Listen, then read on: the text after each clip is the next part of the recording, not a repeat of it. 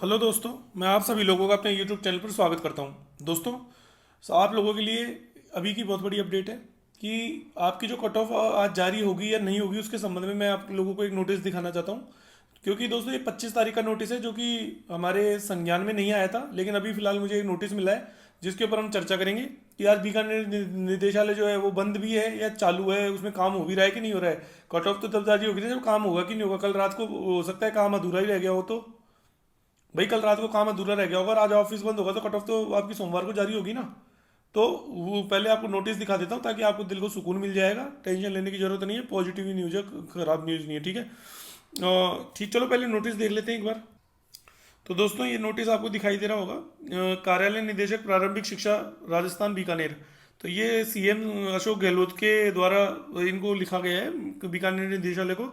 इसमें जो ये पॉइंट है, यहाँ पर आ जाओ सीधा आप।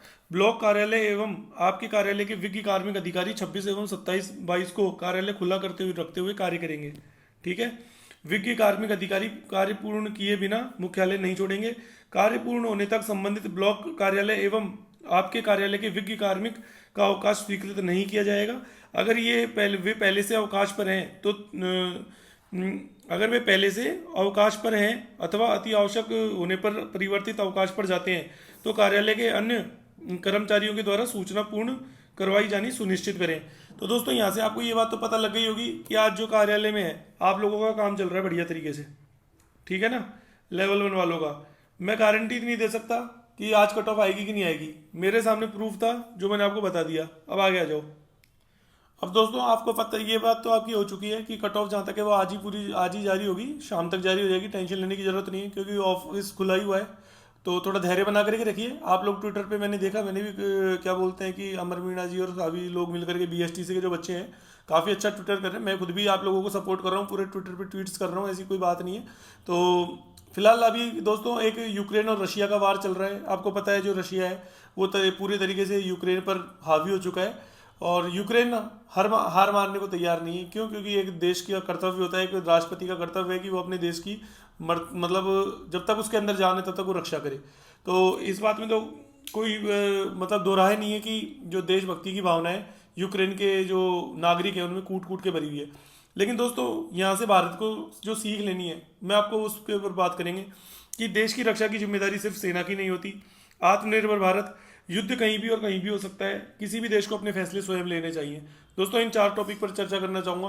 क्यों? क्योंकि आने वाले जो देश के अंदर हमारे महंगाई है वो इतनी होने वाली है कि आपकी सरकारी नौकरी के अंदर चाहे 1 लाख तनख्वाह भी हो ना महीने की, नहीं कर पाओगे पूर्ति। इतनी महंगाई होने वाली है।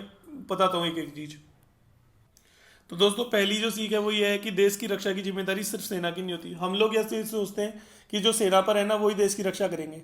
आज यूक्रेन की सबसे बड़ी गलती यही थी कि वहाँ के सैनिकों को ये लगता था कि नहीं, मतलब वहाँ की सरकार को लगता था हमारे जो सैनिक है वो देश संभाल लेंगे, कोई दिक्कत नहीं है। आज हमारे दोस्त भारत में भी यही है, सब ये सोचते सरकारी नौकरी लग जाए संभाल लेंगे, सेना वो शहीद होते रहे, वो बैठे थे सेना के अंदर। दोस्तों ये तरीका नहीं होता। अगर आज आपको लगता है ना कि आप सेना के भरोसे हो, मैं आपको बता रहा हूँ हम भारत में भी और सबसे ज़्यादा भारत में निकृष्टता जिसको बोलते हैं कि एक तरीके से आलसपन है, वो भारत में भरा है, भारत के लोगों में भरा है। मैं तो साफ कह रहा हूँ ये बात। जो खुद कुछ नहीं करना चाहते, केवल सरकारी नौकरी के भरोसे बैठे रहते हैं। मैं तो साफ बोल रहा हूँ ये बात, मुंह पे बोल रहा हूँ। कोई बुरा मानो तो मानो, कोई प्रॉब्लम नहीं है। लेकिन जो आने वाले टाइम के ऊपर चाइना और रशिया मिलकर के आपके ऊपर अटैक करने वाले ना, ये उसकी गूंज आपको है ना बाद में पता चलेगी, जब जिस दिन आपके ऊपर अटैक होंगे और घरों के ऊपर मिसाइलें गिरेगी ना, जैसे आज यूक्रेन के ऊपर गिर रही है, जैसे चाइना और क्योंकि क्या कहते हैं रशिया ने जिस तरह यूक्रेन पे गिरा है, इसी दिन एक दिन ऐसा आने वाला है जिस दिन चाइना हमारे ऊपर गिरेगा। आप देख लेना ये बात। या तो सुधर जाए या तो सुधरना पड़ेगा भारत के लोगों को। नहीं सरकारी नौकरी के अगर गीत गाओगे ना सर की सरकारी नौकरी, तो फिर देख लेना क्या होगा। इसके अलावा कोई भी देश केवल सेना से नहीं बनता, हम सबकी जिम्मेदारी होनी चाहिए। ये देश हमारा है। आज 130 करोड़ के देश के अंदर है ना, हमारी जो मिलिट्री पावर है वो 30 करोड़ की भी नहीं है। मुश्किल से 10 भारत का इंफ्रास्ट्रक्चर आप देखना सेना का, आपको ऐसा लगेगा कि भारत का जबकि सबसे ज़्यादा बजट इसी पे खर्च होता है सेना पे, लेकिन भारत की पॉपुलेशन को देखते हुए ना, भारत के कम से कम ये मान करके चलो कि भारत के है ना 50% लोग जो हैं अगर वो आर्मी में हो ना, मैं गारंटी दे रहा हूँ भारत वर्ल्ड पावर बनने से कोई रोक नहीं सकता भारत को। लेकिन आज कंडीशन ये है कि पाकिस्तान जैसा देश भी हमको डरा करके रख देता है कभी कभी। तो वो तो मोदी जी कर देते हैं 1-2 स्ट्राइक, एयर स्ट्राइक और ये सब धमका के रखते हैं। थोड़ा कश्मीर के अंदर इन्होंने धारा 370 हटा के थोड़ा कंट्रोल करने की कोशिश की है। तो मैं तो यही कहूँगा कि मैं किसी के पक्ष में नहीं बोल रहा हूँ, लेकिन आप ये मान करके चलो कि वो दिन दूर नहीं है कि हम भी इस जो घटनाएं हो रही है इससे दूर होने वाले हैं। और महंगाई, आप देखना, अभी मैं बात करता हूँ आगे क्या होने वाला है। किसी भी देश के लिए आत्मनिर्भरता बहुत जरूरी है। दोस्तों आपको पता है इस बार से सबसे ज़्यादा नुकसान क्या हो रहा है? हमारी जो 85% जो क्या बोलते हैं पेट्रोल डीजल की जो वो होती है ना सप्लाई, दोस्तों ये सुधीर चौधरी जी है, मैंने वहाँ से उनका स्क्रीनशॉट लिया है।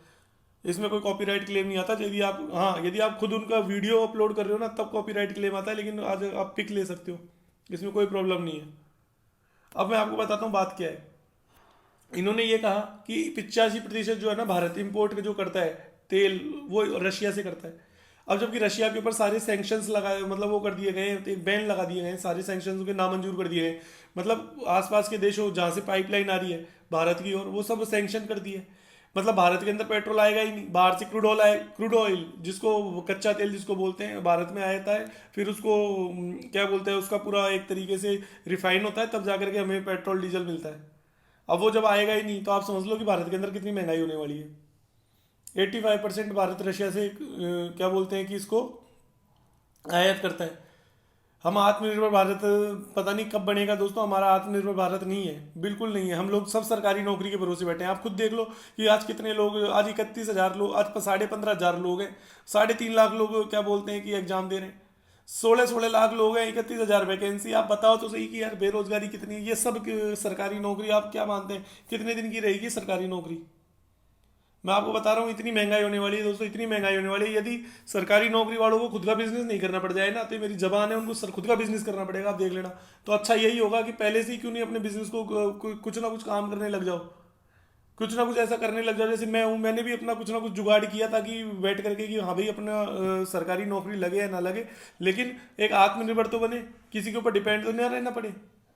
अब ये लो आप लोगों की मर्जी है दोस्तों। मैं तो सही बता रहा हूँ, दूरदर्शिता हर इंसान की जिंदगी में होनी चाहिए। यदि आपकी जिंदगी में दूरदर्शिता नहीं है ना, तो आप ये मान करके चलना कि आप गहरे गड्ढे में जा रहे हो। मैं साफ बोल रहा हूँ। चलिए आगे चलते हैं। आगे देखिए, एक ये चीज़ है कि यूक्रेन जो है ना वो एक कमज़ोर देश है। क्यों? क्योंकि उसने क्या किया है कि सबसे बड़ी चीज़ है कि वो दूसरे देशों की बात मानता है। इसने क्या किया यूक्रेन ने, इसने न्यूक्लियर पावर का एक परीक्षण करना चाहता था, लेकिन अमेरिका ने और कई ब्रिटेन देश जैसे देशों ने ये बोला कि भाई तुम मत करो, कोई दिक्कत नहीं है।